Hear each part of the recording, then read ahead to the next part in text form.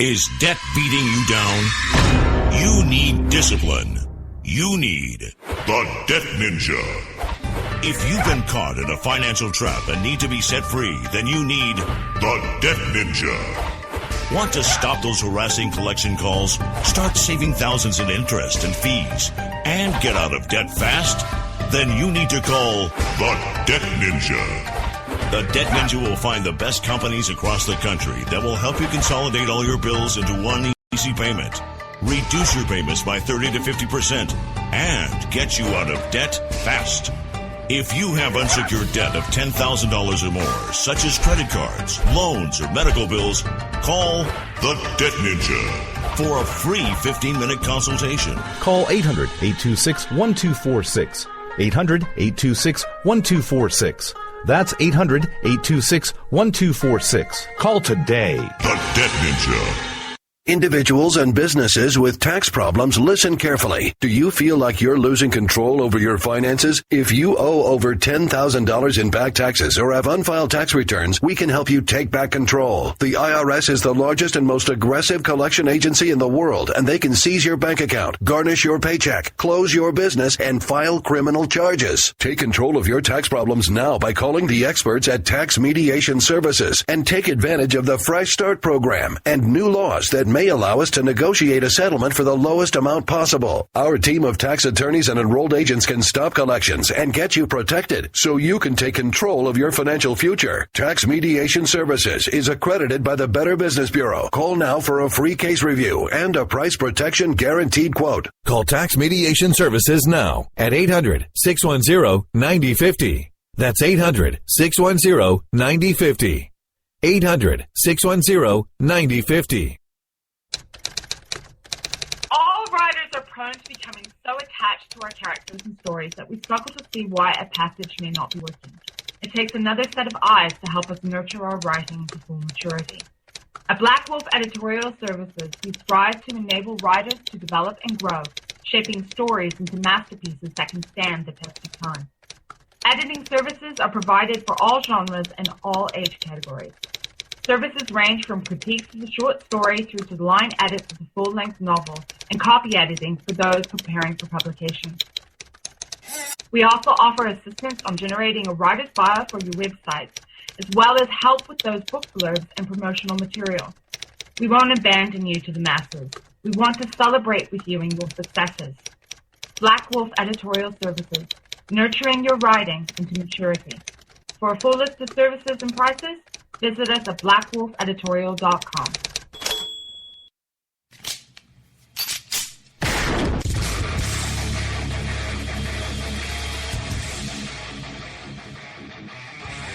This is Slickery Trigger for Rebel Road Tactical.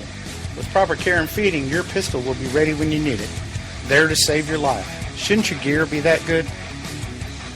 Whether you need a holster for comfortable everyday carry or a tough-as-nails holster for your next training course, Rebel Road Tactical has what you need.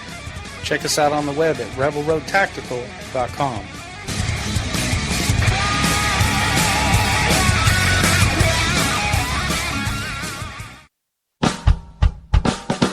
You're listening to the Spark Radio Network, internet radio like you've never heard before.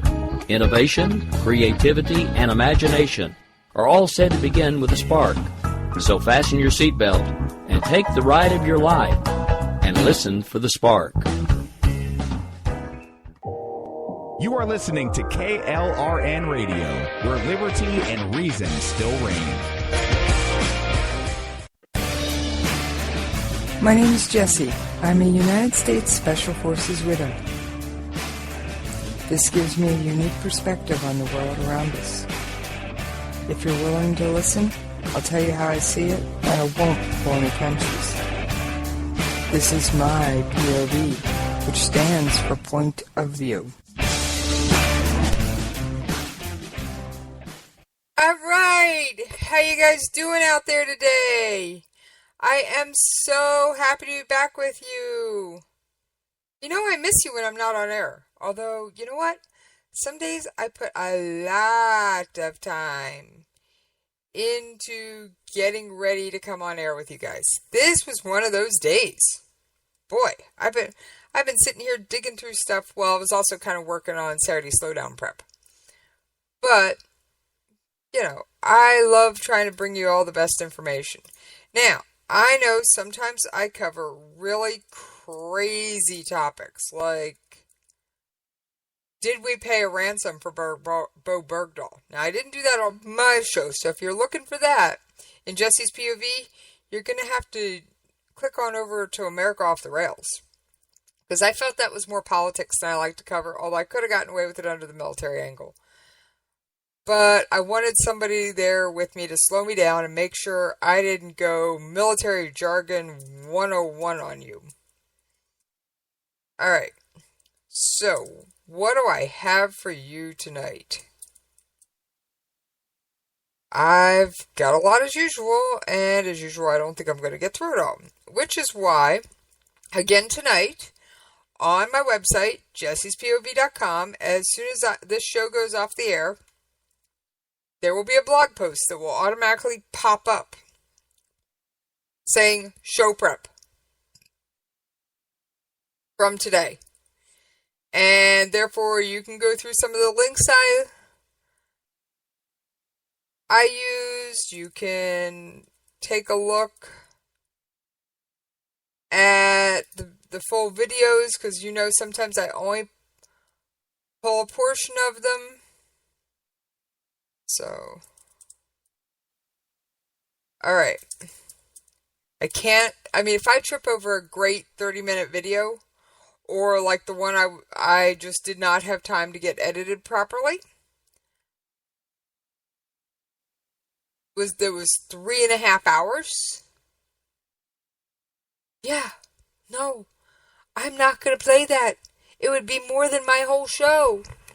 And tonight, I've got Behind Enemy Lines right on my heels. So I can't sit here and gab with you longer than necessary. Now, there is one night a week I can get away with that. But it's not tonight. It's just not. So, that means I gotta get in, get out, and get on with the program. So I thank all of you for coming to hang out with me and joining me online. I am in the chat room over at KLRNRadio.com. I think I'm alone now. I am. There's nobody else in the chat room with me. But if you want to join me, it's KLRNRadio.com. And just click on the big thing at the front that says, on the home page that says, chat. Guess what? You'll find it most Ricky Tick. Sorry, mill slang, right away. I've been around mills all day. You're gonna have to pardon me. I kind of live with one. And I was up dealing with other sergeants and staff sergeants and other NCOs and battery commanders and battalion commanders, chasing down all kinds of bits and pieces today. So what can I say? I'm just way up there on the mill stuff today. Way up there. Alright. That's enough of my jibber jabber. So, what do I have for you guys today? As usual, it's a stack. We all know the odds of me getting through everything I just printed. Yeah, right. Alright, since we are going to be discussing China and Iran, I just haven't decided which order we're going in. I'm going to start with a story that's not related to any of those main topics. Alright, China launches the Tiangong 2 Space Lab. China and this article is dated 15th of September. China has launched its second space lab, taking one step further in Beijing's plan to establish a permanent space station. Wait a minute, there's already a space station up there. Yeah, no, China doesn't want to share. What can I say? What can I say about that one? So, there's not much I can say about it except to go, China doesn't want to share. Alright. I am organizing my articles while I'm going through this. So, once in space, the Taigong 2 will maneuver itself into orbit roughly 400 kilometers, about 250 miles above the Earth. And this is, of course, according to CCTV, i.e., official China news source. And they're going to be up there about a month, which is going to be their longest mission, and it's their first manned space mission since 2013. The astronauts will remain in the lab for a month where they'll be carrying out experiments related to medicine, physics, and biology. So the Taigong 2 and its predecessor, Taigong 1, are prototypes for China's ultimate goal, a permanent 2010 space station which is expected to launch after 2020.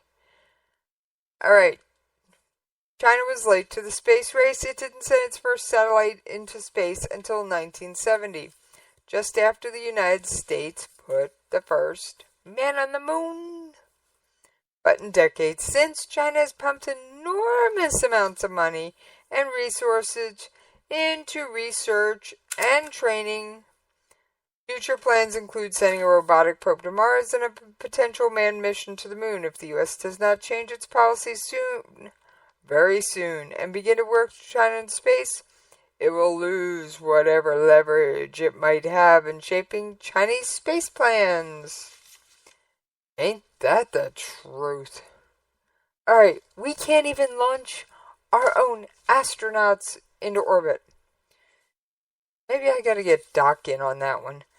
But even I know we can't launch our own astronauts into orbit. We rely on the Russians. Oh yeah. And the Russians aren't always the nicest bunch. What can I say? I mean, they're not the worst people in the world, but they're not necessarily our best friends. Alright, I've got something on, what is it officially called? The Joint whatever, the Iran nuclear deal. However you want to title that disaster. But we are going to hold off on that, because I've just been discussing China. So give me just 1 second to check on something.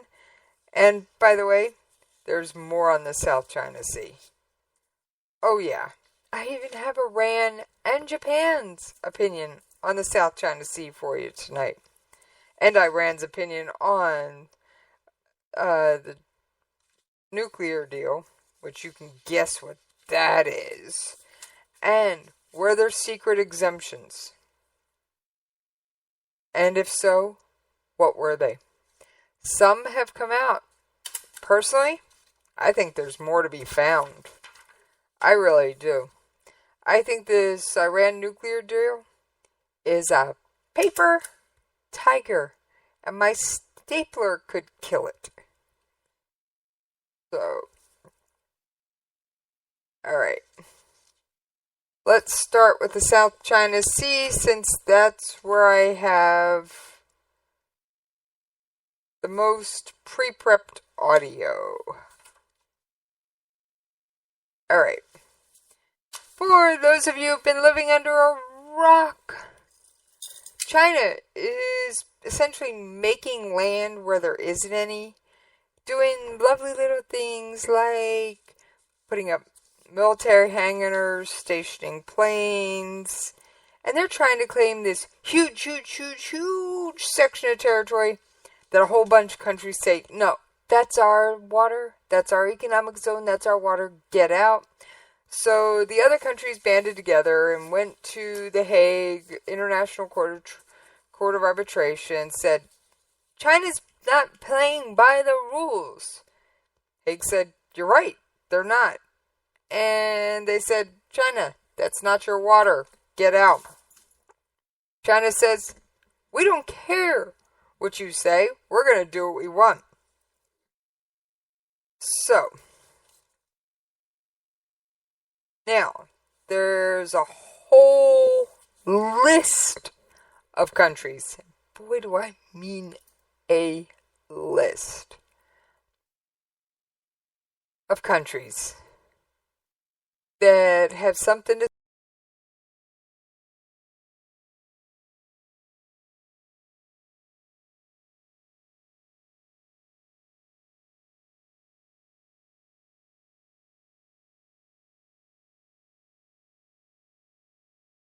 China and Malaysia, at least the major ones. So, like I said, I mean,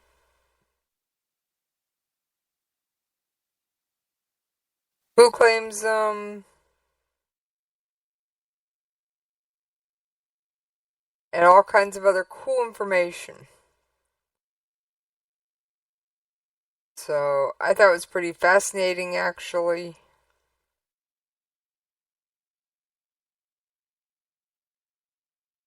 So, I put it up there. It's a great reference tool. It saves me from having to stop and describe a map every time. I can just say, guys, go, look, see for yourself how many countries are involved in this. Oh, and Japan's in the middle of it, too. You want to ask why? Well, Japan's becoming more involved in the South China Sea disputes through increased outreach to Southeast Asian partners. In the 1970s, when Japan first started to craft foreign policy identity independent of the U.S., it turned to Southeast Asia. Though the Prime Minister at the time was greeted with protests, relations quickly improved by the 1977 promulgation of the Fukuda Doctrine, which promised that Japan would never again become a military power. Now, does Japan have a military? Yes, but it's teeny tiny. It's enough, literally, to defend their homeland. It's teeny tiny. Since then, Japan has been seen positively in Southeast Asia as a mentor and constructive power. However, despite this reservoir of soft power, major economic clout in the region, Japan has only been able to exercise marginal influence and has had difficulty being taken seriously. Part of the reason the U.S. remains the ultimate guarantor of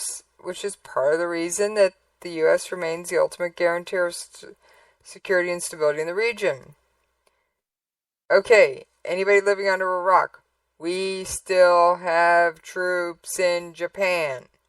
They're on Okinawa. They're on mainland Japan. They're also in South Korea. They're all over the Southeast Asia. Alright.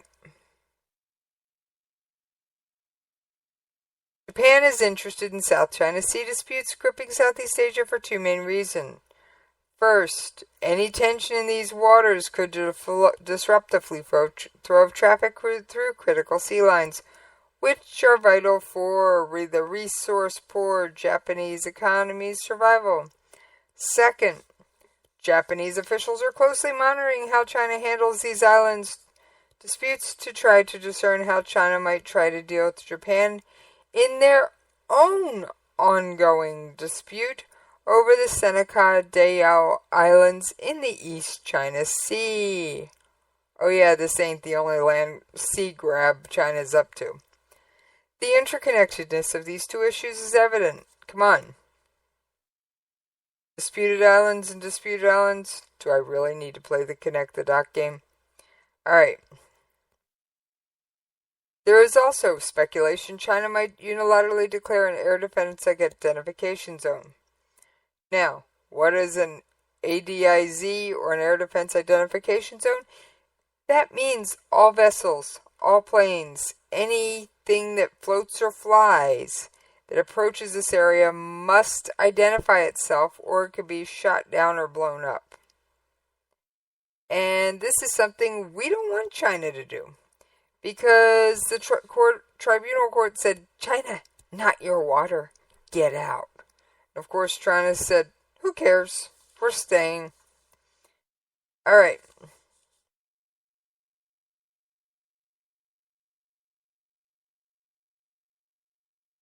Now, the reason everybody says they're going to do it, China did set up an air defense identification zone in the East China Sea. Now, this is speculation China has consistently denied, but come on. I could see them doing it. Alright. By supporting frontline states in the South China Sea, Japan sees itself as defending its own interests by upholding the norms of peaceful resolution, ironically through military deterrence.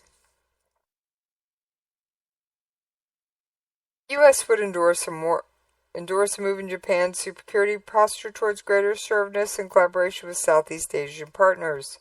This is according to Admiral Robert Thomas, commander of the 7th Fleet. Alright. I think and this is still quoting the Admiral, I think allies, partners, and friends in the region will look to the Japanese more and more as a stabilizing force. Admiral Thomas went so far as to imply an offshore balancer role for Japan, meaning that Japan would help forestall conflict by helping the weaker disputants balance China. In the South China Sea, frankly, the Chinese fishing fleet and the Chinese Coast Guard and the Navy overmatch their neighbors. I think that the Japanese Maritime Self-Defense Force operations, abbreviated JMSDF, makes sense in the future. Since Admiral Thomas's interview, Japan has responded that it would consider air and sea patrols in the South China Sea. Alright, Japan has joined in with the exercises with the United States. Philippines and Indonesia are also in the middle of this. And they are also becoming more involved in the South China Sea issue. So, there's already a strained Sino-Japanese relationship. Capacity building, not patrols, will define Japanese military engagement in Southeast Asia for a considerable time to come. Alright. To get past all the gobbledygook, Japan is tired of sitting on the sidelines. They're like, we want our East China Sea stuff back, and maybe if we can get them annoyed enough, that, guess what? They will take a long walk off a short plank. All I have to say to that is, don't hold your breath. Alright. Check on one more thing.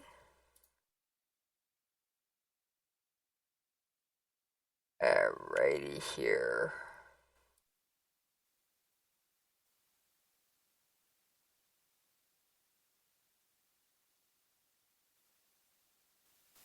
Alright.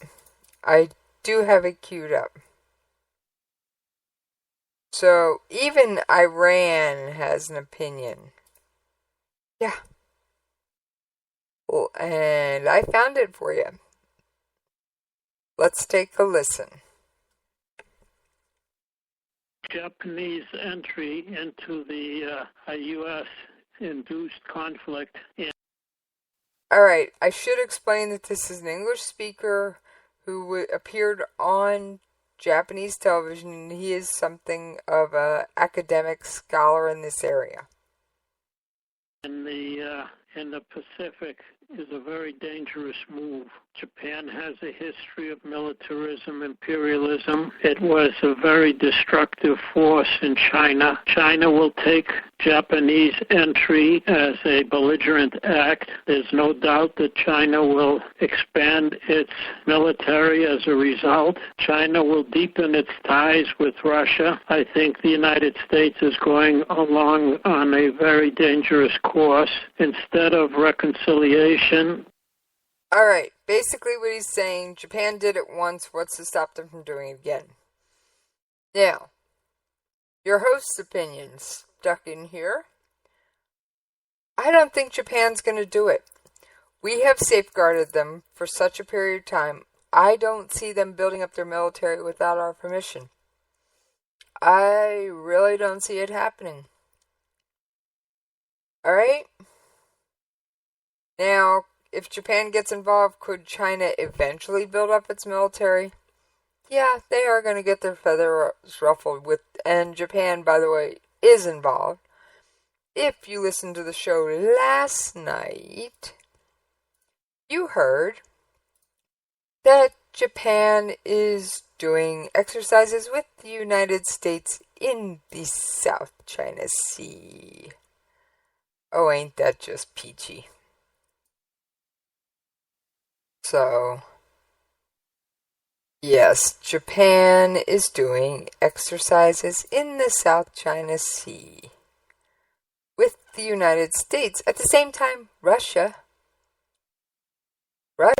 is doing them with China in a different part of the South China Sea.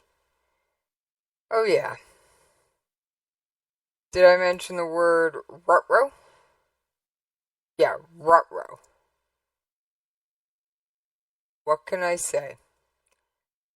There's not much good about this one. Everybody's going, we want it, it's ours. Now, do I think anything's going to happen imminently? Not sure. Is it a possibility? You betcha. Alright, let's get back to this audio clip because I'm almost at the bottom of the hour.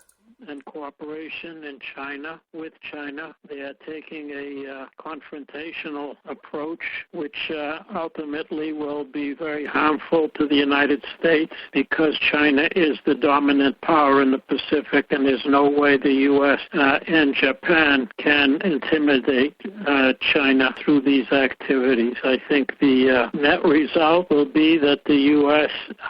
Suffers its relations with China in a very negative fashion. It will lose trade, it will lose investment, it will lose possibilities of forging a peaceful alliance in the Pacific area. All right, as you just heard, this particular analyst is saying we have a lot to lose if we piss off China. Yeah. We shouldn't ruffle China's tail feathers. We just shouldn't. Do I think potentially poking the bear is a good thing? Yes and no. If you don't poke the bear, he'll end up eating you for dinner and walking all over you.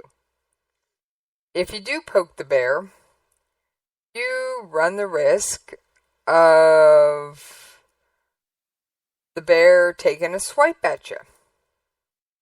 But at least you won't be dinner. Or maybe not. And at least you'll go down swinging.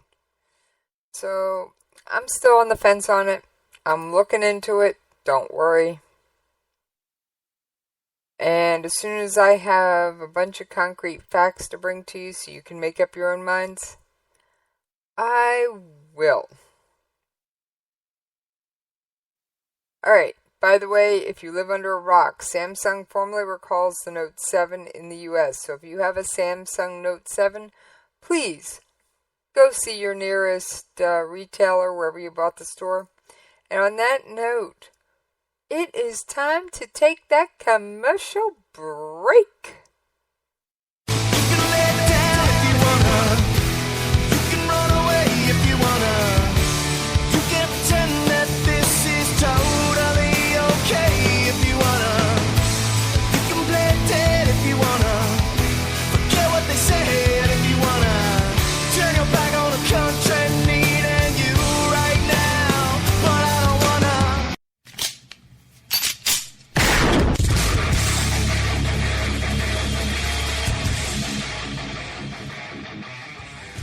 This is Slickery Trigger for Rebel Road Tactical. With proper care and feeding, your pistol will be ready when you need it. There to save your life. Shouldn't your gear be that good? Whether you need a holster for comfortable everyday carry or a tough-as-nails holster for your next training course, Rebel Road Tactical has what you need. Check us out on the web at rebelroadtactical.com.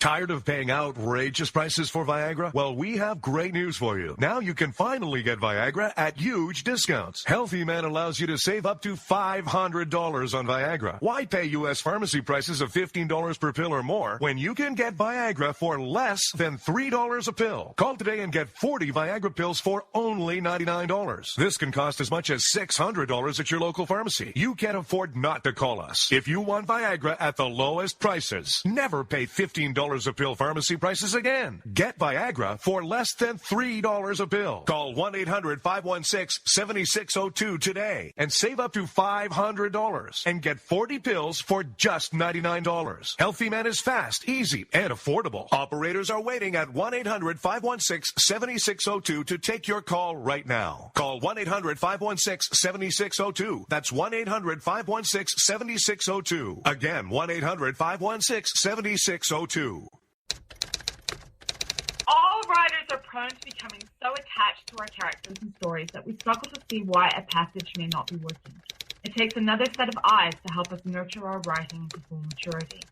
At Black Wolf Editorial Services, we strive to enable writers to develop and grow, shaping stories into masterpieces that can stand the test of time. Editing services are provided for all genres and all age categories. Services range from critiques of the short story through to the line edits of the full-length novel and copy editing for those preparing for publication. We also offer assistance on generating a writer's bio for your websites, as well as help with those book blurbs and promotional material. We won't abandon you to the masses. We want to celebrate with you in your successes. Black Wolf Editorial Services, nurturing your writing into maturity. For a full list of services and prices, visit us at blackwolfeditorial.com.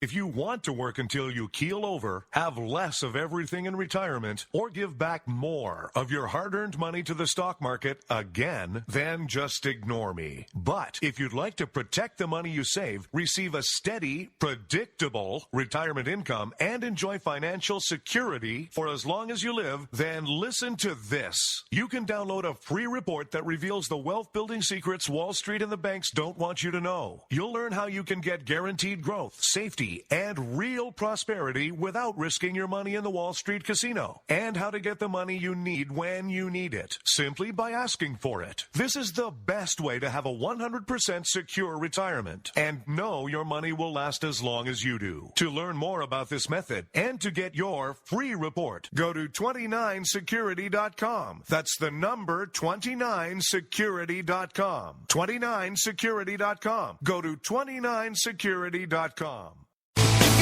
Down if you wanna, you can run away if you wanna, you can pretend that this is totally okay if you wanna, you can play dead if you wanna, forget what they said if you wanna, turn your back on the country needing you right now, but I don't wanna.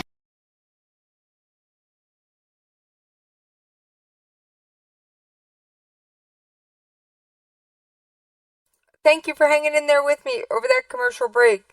Sorry I was a second late getting back.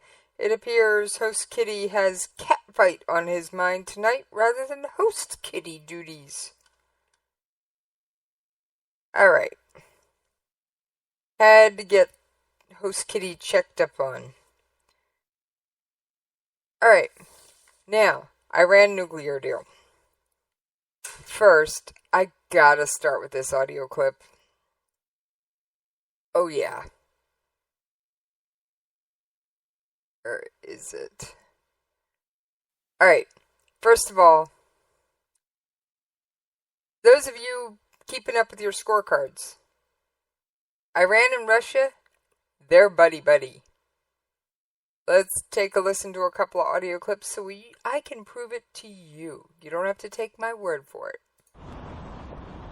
During his visit to Moscow, Iran's Deputy Foreign Minister Hossein Jabiri-Ansari said Iran and Russia are determined to coordinate their actions in the Middle East. He said the two countries need to hold regular consultations on the events in the volatile region. We are making efforts to ensure that on those issues where there is a commonality of views and opinions, there is proper coordination and harmonization between Iran and Russia. The Iranian diplomat also accused the US of playing double standards when it comes to tackling terrorism in Syria. Jabiri Ansari expressed hope that Washington would remain committed to the ceasefire agreement. Jabiri Ansari also talked about Turkey's military action in Syria and said the operations need to be coordinated with the Syrian government. He also noted there are grounds to believe that Russia, Iran and Turkey could achieve rapprochement or the settlement of the conflict in Syria. We are making efforts along this path to create the groundwork for greater understanding of each other's positions, as well as the common efforts to come out of the current crisis. Iran and Russia have always welcomed any agreement that would end the humanitarian crisis in Syria and solve the stalemate through a political process. Moscow and Tehran also insist that the crisis... Okay, so there, buddy. One more clip just to put the nail in the coffin and say, issue secured. In the first half of 2016, the volume of trade between Russia and Iran grew by over 65%. Experts say now there can be more trade opportunities even for entrepreneurs of the two countries. The agreement between Tehran and Moscow to establish a green customs corridor for Iranian agricultural products have brought hopes of a new age for the exporters of such products. As a commercial attaché, I can say that in the last 5 months of this year, our turnover has increased, and these 5 months are equal to the whole previous year. We are waiting for an even greater trade boost, organizing the work without intermediaries directly. Businessmen, traders and producers should take all efforts to increase trade. There are issues of logistics and banking relationships, which have been low. We were forced to work through third countries. While there is no direct corresponding bank accounts, we cannot expect a strong increase in turnover. More than 60 Iranian companies exporting and importing fruits, nuts, food, plastic products and other goods, as well as representatives of Iran's embassy and state and public organizations, participated in the business conference in Moscow. They held talks with representatives of Chamber of Regions of Russia, financial and transport organizations. They discussed the expansion of imports in Russia and the East Asia Economic Caucasus countries, as well as banking, insurance and transport issues. There is the lack of marketing information about the great potential of our countries, direct contact that is the basis for promoting joint business, and correct direction. Our aim is the direction and creation of a system of a long-term database cooperation. The business conference Russia-Iran opens new perspectives for both nations to expand and strengthen economic and trade cooperation. Organizers of the event say they hope to hold the conference annually. Marina Kartunova, Press TV. Okay, so we on the same path. Russia, Iran, best of friends. All right. I've got an article off Press TV. Give me just 1 second here, and you can guess what it says.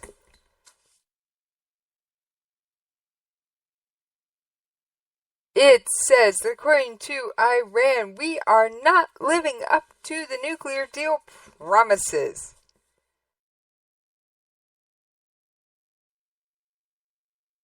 All right. Salahi, who was an Iranian scientist educated in the U.S. and has also served as a former foreign minister of Iran.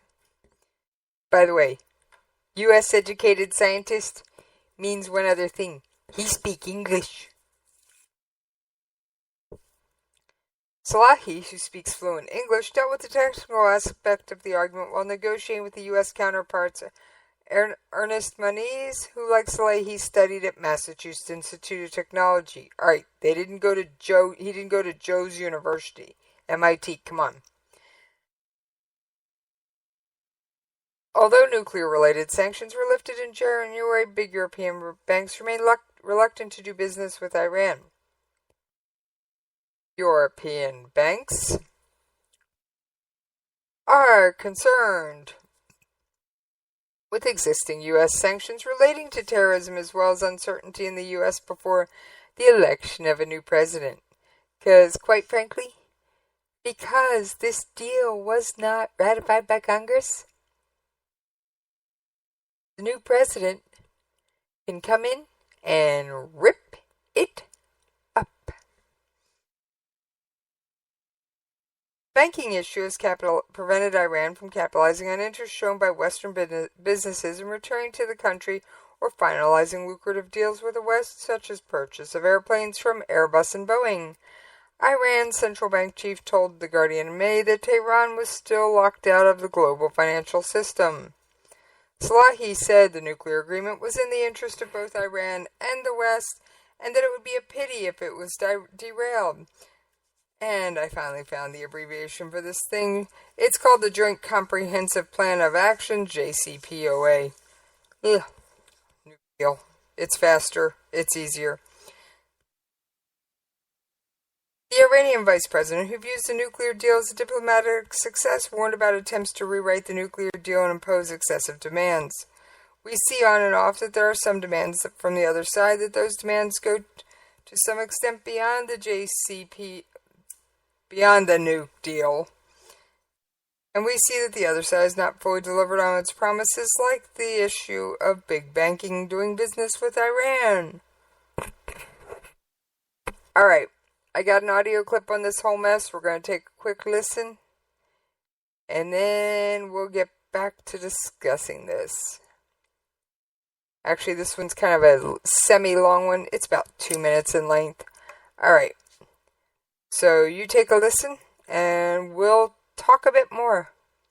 The U.S. and its allies allowed Iran to sidestep key restrictions on its nuclear program as they rush to meet deadlines for last year's deal, Reuters has learned, keeping President Obama's standout foreign accomplishment on track at a critical moment. Foreign policy reporter Jonathan Landay has the exclusive. I was able to review a report coming out this week that says Iran was given exemptions by the United States and its negotiating partners from certain restrictions in the Iran nuclear deal.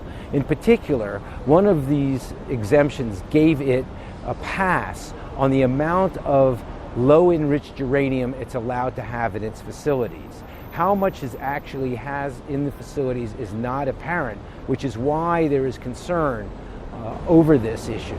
The United States and its negotiating partners, known as the P5+1, secretly agreed to give Iran these exemptions so that Iran could meet the deadline for the beginning of the lifting of financial sanctions that were crushing its economy. Meeting the deadline to begin the lifting of sanctions was incredibly crucial to President Hassan Rouhani of Iran, who basically made his election platform the lifting of sanctions. So there appears to have been a political aspect to the granting of these secret waivers. And we took off the sanctions, and we made this horrible deal. With the Iran deal a hot issue on the campaign trail, the revelation could pose problems for President Obama and Hillary Clinton. The problem is that they were done in secret.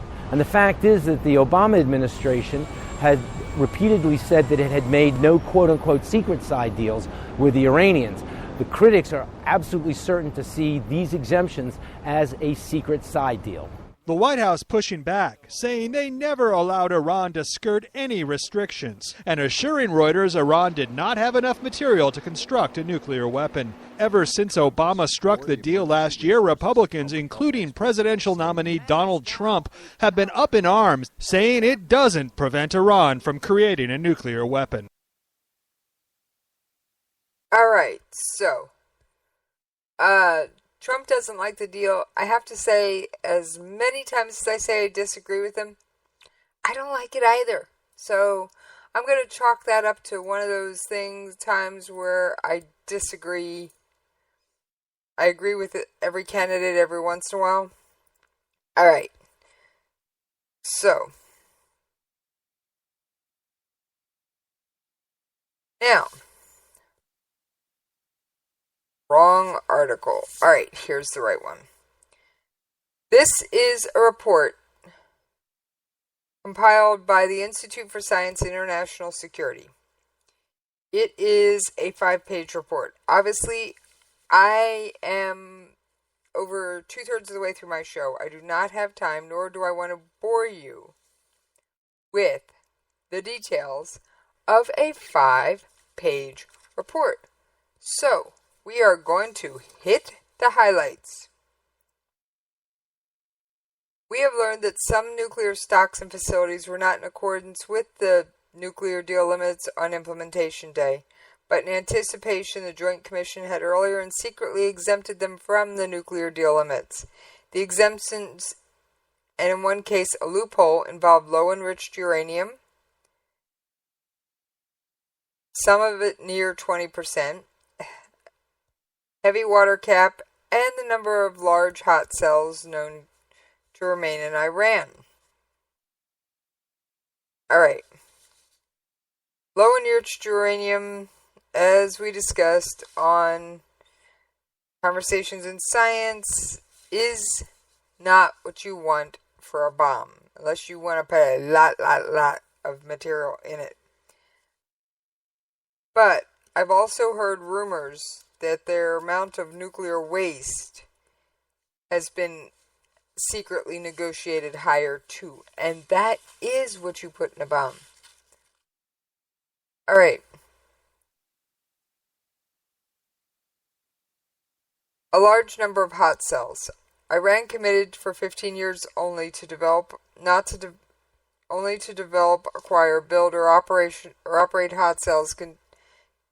A hot cell is containing a cell or internet-connected cells, shielded cells, glove boxes, to less than 6 cubic meters.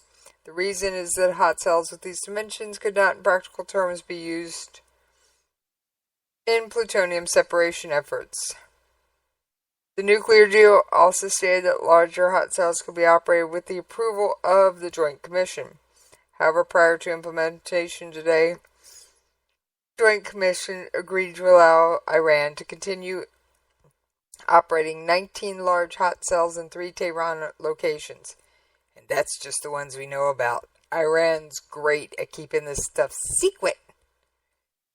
Iran can keep a secret better than anything. Although hot cells are used in production of medical radionuclides, like chemotherapy treatments, x-ray stuff, that kind of thing, a large hot cell could be misused and mostly small-scale plutonium separation efforts, and raise serious questions over the rigorousness of the nuclear deal exemption on hot cells. A related question is whether the IAEA, International Atomic Energy Agency, regularly inspects all the exempted hot cells. Heavy water loophole.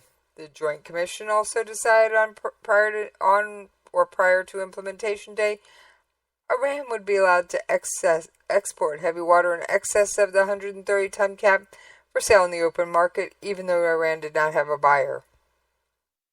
So, the Commission allowed Iran to store large amounts of heavy water in Oman, but that heavy water remained under Iran's control.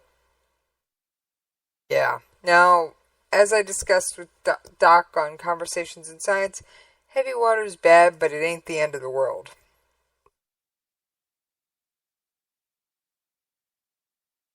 Alright, hang on. Let's see where the next valid point.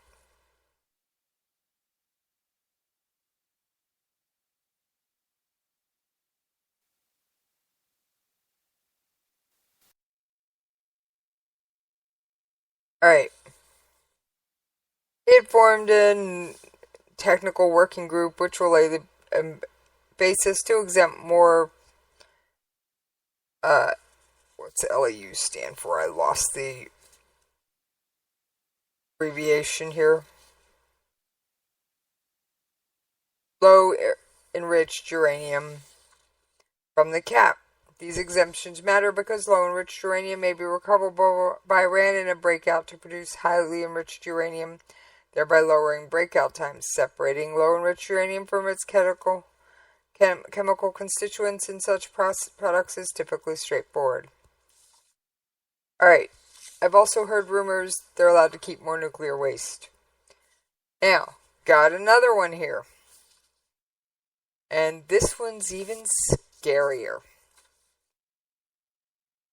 Senator Tom Cotton from Arkansas and Congressman Mike Pompeo from Kansas issued a press release yesterday, and this article is from July, so it's old, but it's relevant, on a discovery they made in July 2015 at a meeting with International Atomic Energy Agency officials in Vienna. There are 2 secret side deals to the nuclear agreement with Iran that will not be shared with other nations, with Congress, or with the U.S. public. One of these side deals concerns the inspection of the Parchin military base. Alright, time out. I gotta tell you about Parchin. Parchin is where Iran has tested nuclear weapons. They've tested at least a few that we know of, probably more that we don't know of, and guess what? They've attempted to clean it up, but they still won't let anyone in there.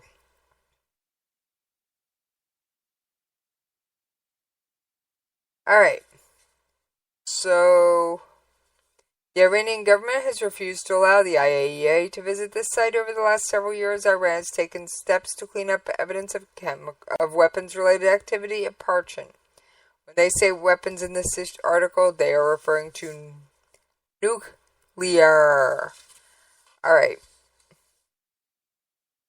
Both agreements will not be vetted by any organization other than Iran, and the IAEA will not be released even to the nations that negotiated the nuclear deal. This means that the secret arrangements have not been released for public scrutiny and have not been submitted to Congress as part of its legislatively mandated review of the Iran deal.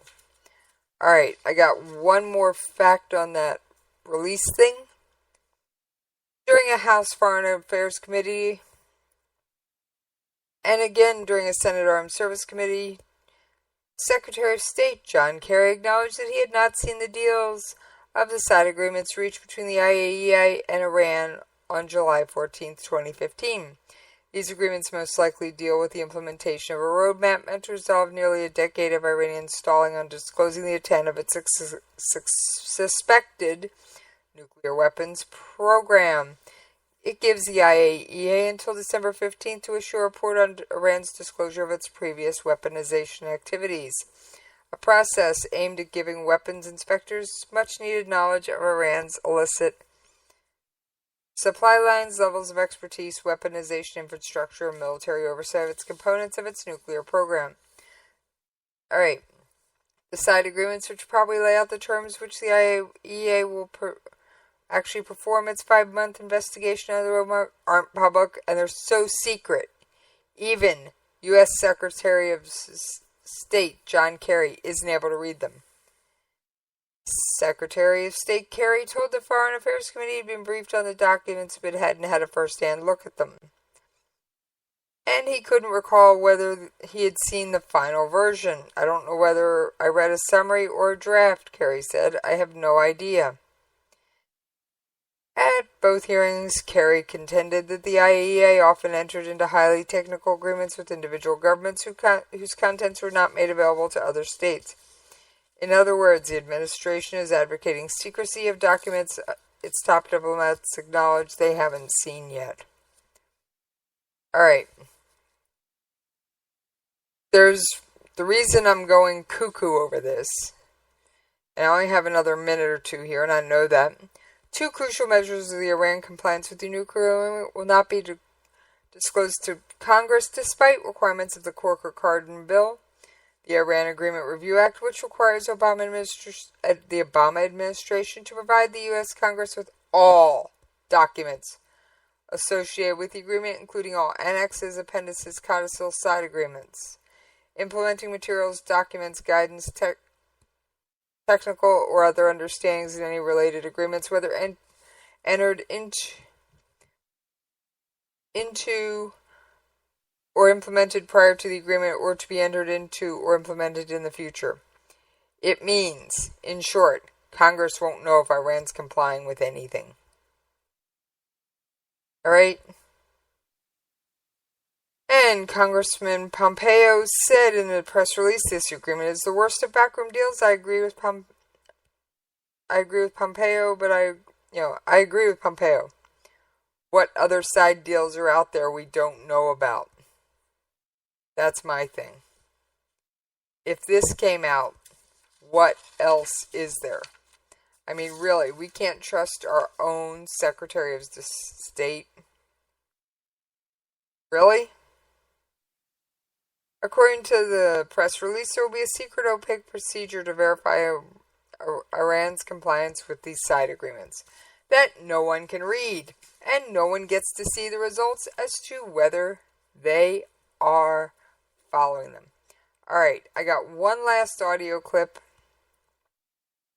and then we are out of time. This was an intelligence briefing to lawmakers a little earlier here in Seoul, and they basically said that what they think North Korea is trying to do is to mount a nuclear warhead onto a Scud missile, which effectively puts much of South Korea and also the US military personnel here in its sights. But they did say that North Korea is progressing faster than previously thought. Now, we know that there has been response from around the world. The United Nations Security Council meeting is going to be convened in about 2 hours' time. From North Korea's point of view, they are celebrating. The triumphant announcement. A successful test of a nuclear warhead, North Korea says it can now mount onto any ballistic missile.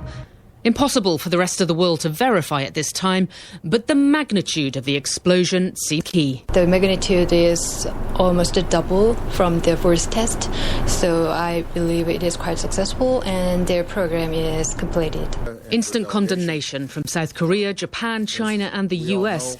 President Obama had just left Asia, speaking to his South Korean counterpart by phone from Air Force One. Threats of further sanctions, accusations of severe provocation, unlikely to concern a leader who is in a rush to get where he wants to be.